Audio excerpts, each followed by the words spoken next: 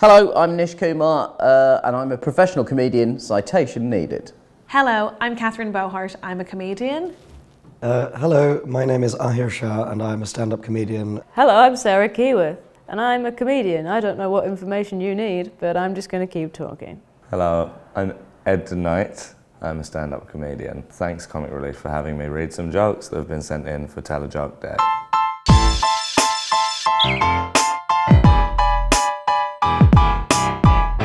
This is from Gerardinho number 8. I'm assuming a Liverpool fan. I saw a guy trip over and he spilt his Scrabble set onto the pavement. So I said, "What's the word on the street?" Now, it's not a good joke.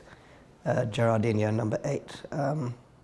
I think that, firstly, in that situation, probably just help first. I think it's quite cruel to, the guy's maybe running late for a competitive match or something like that. And also it seems relatively unlikely that there would be an actual word formed by chance. Well, it's not bad. I mean, Gerardinho, that is not the greatest joke I've heard in my life. The tiles are generally speaking in a small bag, and therefore they wouldn't be strewn in the slightest. Delete your account. I ordered a chicken and an egg from Amazon, I'll let you know. Very good, that's good, because which one came first? Get it? Cool. I love watching running water on the internet. It's a great live stream from Affinity FB. There's a ... at the end of that. Now, I like that because it sort of gives off the impression that the person telling the joke has given up on life at exactly the point that the punchline has been delivered. And I professionally feel like that several hundred times over the course of an hour. It's quite clever, actually. I'm supposed to be critiquing these, but I couldn't have written that. Now, at Affinity FB, what that joke has in terms of contemporary technological relevance, it lacks in being funny. It's a great live stream. Kill me now. How do you stop a river running? Keep it under lock and key. Oh, that's very good if you see it written down. Very smart. Now, good joke if you are reading it, as I was, because lock is spelled L-O-C-H and key is spelled Q-U-A-Y. So written down, it's a very, very funny play on words. Read out loud, it's simply a statement of fact. Because a lock and a key they're nothing to do with rivers. I get why you'd think it was a joke, because these two words sound similar to some others, and that's often what happens. At Pullman VW says, "Why are skeletons so calm? Because nothing gets under their skin." It's actually because they're dead, made of just memories and bone, dust. Now that is a classic joke. Set up punchline, boom, boom, solid stuff. We don't have skeletons in my family because we fucking... Hinduism, baby. Two fish are in a tank. One turns to the other and says, "How do you drive this thing?" I don't know why that made me laugh. That's not funny. It's clever because it subverts what you think. It actually, by tank, you see, he means the military vehicle, and not a fish. I'm assuming not a fish tank. How do you drive this thing? Just the idea of the fish, little helmets on. God, that'd be good. I had fish as a child, and one of them ate all of the others. I discovered that day the cruelty of the world. Two guys walk into a bar, the third one ducks. Bang. At Ollie_XX, which as I read it suggests is a porn bot. Whatever the porn bot has done, the algorithm has generated some world-class humour, because that is very funny. Congratulations, Ollie, and I wish you a long career in pornography, and when it doesn't work out, comedy. I'm reading a book about anti-gravity. It's impossible to put down. We've been stuck on a crossword clue all morning. The clue is overloaded postman. How many letters? Oh, thousands of them. Okay, and that was sent in by Comic Relief, which is honestly a real shame. Oh no, I'm mad about this. I've heard this joke several times before, and this is not how you tell this joke. You text somebody and you say, "Hey, I've been trying to do a crossword.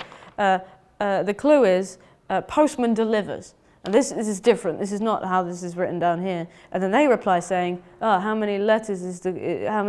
And you go, a sack falls every day. And that's how you do that joke. And you text it whilst you're on holiday, and it's great banter. No, it's actually quite a good joke. I like that one. I just don't think, but again, it's a big thing in comedy is making people suspend their disbelief. And I just don't believe that any one postman has thousands of letters, because people just aren't sending letters anymore. Maybe if it was emails. Why wouldn't the bike stand up by itself? Why am I suddenly reading it like this? Why wouldn't the bike stand up by itself? It was too tired. They've spelt tired wrong here, because I think that's for the joke, but I think it would have been better if they spelt it the right way. It's fine. Thank you, Ash Tawny Owl. Pullman Skoda this time. Skoda obviously being a car company, and the Pullman, a very famous type of railway carriage. So here, in this username, we have a confluence of road and rail that one so rarely sees these days. Pullman Skoda used to work for a soft drink can crusher. It was soda pressing.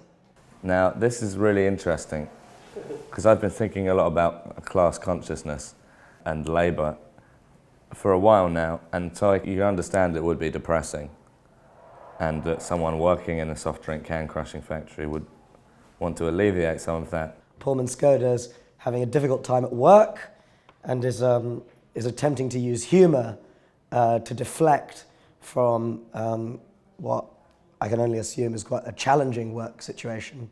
I'm so sorry, Pullman Skoda. It should be Pullman Soda, really, but I'll let you off on that one. You should have thought of that Twitter handle in 2011, knowing that you were going to send this joke in to me now. You used to work for a soft drink can crusher. You've left your job. You're feeling better now. You were depressed in the workplace. But now, I hope that you work for someone who makes soda cans rather than crushes them. Creative rather than destructive. I just found out one of my ancestors invented the glove. Well, he had a hand in it. @_Tilly Tasker. Now, that would be a good joke if I hadn't read your name first, because your surname is here in your Twitter handle, and your surname isn't Glove. I can't argue with that. That's a good joke. It's very funny. So I know from reading the first line of the joke, something's fishy here, because it wasn't sent in by sort of like Madam Glove. Does that imply that he immediately put his hand in the glove? I'm just not sure of the sort of reality that your joke is existing in. Between _stars says, what do you call a line of rabbits that are arranged from largest to smallest? A receding hairline. I like that. That's a very good joke. That's made me very angry, because that's so convoluted, but actually quite good. One small criticism would be that a hare and a rabbit aren't the same thing, but you've already said rabbits. You'd trip over it if you said rabbits again. Thank you, I'll give you £100,000 and 20% in it to buy that joke. My partner told me to stop singing Wonderwall by Oasis. I said, maybe. That's funny. Also, who would tell you to stop singing Wonderwall? It's a banger. Now that got a laugh from the people in the room. And they actually, now, okay, I don't want to blow the lid open on this, but the people in the room are all Comic Relief staff, and that joke is from the account @Comic Relief. So what's happened here is that one of these people has written that joke, I've read it out, given it the sort of delivery of a professional comedian, and they've enjoyed their own work being read back to them.